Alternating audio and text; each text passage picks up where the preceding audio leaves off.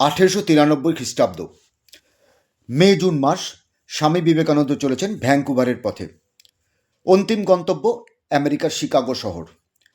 প্রায় 2 মাসের দীর্ঘ সমুদ্রযাত্রা। জাহাজে একদিন তার এক পার্সি ব্যবসায়ীর সঙ্গে আলাপ হয়। আলাপে জানা যায় তিনিও ভারতীয়, নাম জামশেদজি টাটা।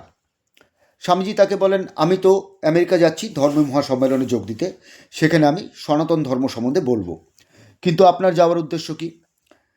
জামশেদজি জানান, আমি স্টিল তৈরির কারিগরি বিদ্যা শিখতে আমেরিকা যাচ্ছি এবং সেই বিদ্যা শিখে এসে ভারতবর্ষে একটি স্টিল প্ল্যান্ট তৈরি করব। সব শুনে স্বামীজি বলেন, আপনি স্টিল তৈরির প্রযুক্তি শিখতে আমেরিকা যাচ্ছেন ভালো কথা, কিন্তু যতদিন না পর্যন্ত সেই প্রযুক্তির পেছনে যে বিজ্ঞান আছে, যে গবেষণা আছে, সেটা ভারতীয় তরুণদেরকে শেখানো যাচ্ছে, ততদিন পর্যন্ত দেশের শিল্প বাণিজ্যের প্রকৃত উন্নতি সম্ভব নয়। আমরা অন্য দেশের উপরেই নির্ভর করে থাকব। স্বামীজি তাকে এও বলেন, এ ব্যাপারে আপনার কোনো সাহায্য দরকার হলে আপনি আমার বন্ধু মাইসুরের রাজা শ্রীকৃষ্ণরাজা ওয়াদিয়ারের সঙ্গে দেখা করতে পারেন।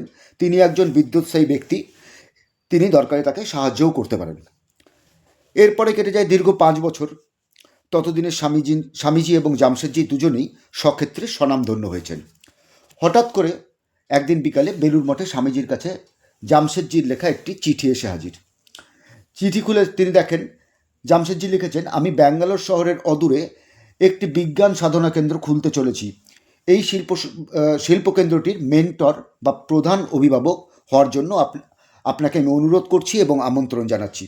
তিনি এও জানান, এই কেন্দ্রটি তৈরি করার জন্য আপনার বন্ধু মহীশূরের রাজা আমাকে 371 একর জমি এবং 9 লক্ষ টাকা দান করেছেন, আর আমিও আমার ব্যবসার থেকে 10 লক্ষ টাকা জোগাড় করেছি। নির্মাণ কার্য শুরু হওয়ার সময় কেন্দ্রটির নাম ঠিক হয় টাটা ইনস্টিটিউট, কিন্তু 3 বছর পরে কার্যক্রম শুরু হওয়ার সময় জামশেদজির নিজের ইচ্ছাতেই এবং ইংরেজ সরকারের অনুমতিক্রমে এর নাম হয় ইন্ডিয়ান ইনস্টিটিউট অফ সায়েন্স। সে অর্থে যাত্রা শুরুর প্রথম দিন থেকেই এই কেন্দ্রটির নাম ইন্ডিয়ান ইনস্টিটিউট অফ সায়েন্স বা IISc। যদিও ব্যাঙ্গালোর শহরের লোকাল মানুষজন এই ইনস্টিটিউটকে এখনও টাটা ইনস্টিটিউট বলে রাখে এবং তার সামনে যে বাস স্ট্যান্ডটি আছে সেই বাস স্ট্যান্ডটির নামও টাটা ইনস্টিটিউট বাস স্ট্যান্ড। অকাল প্রয়াণের কারণে স্বামীজির আর এই বিজ্ঞান কেন্দ্রের সঙ্গে যুক্ত হওয়া সম্ভব হয়নি।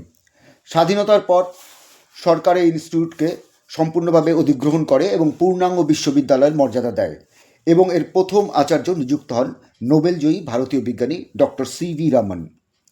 আজ এই বিশ্ববিদ্যালয়টি বিশ্বের প্রথম সারির বিজ্ঞান সাধনা কেন্দ্রের মধ্যে একটি এবং দেশের সর্বশ্রেষ্ঠ তো বটেই। আপনি কি জানতেন এই গল্প? জানলে অবশ্যই জানাবেন। ভালো থাকবেন। যুব দিবসের শুভেচ্ছা।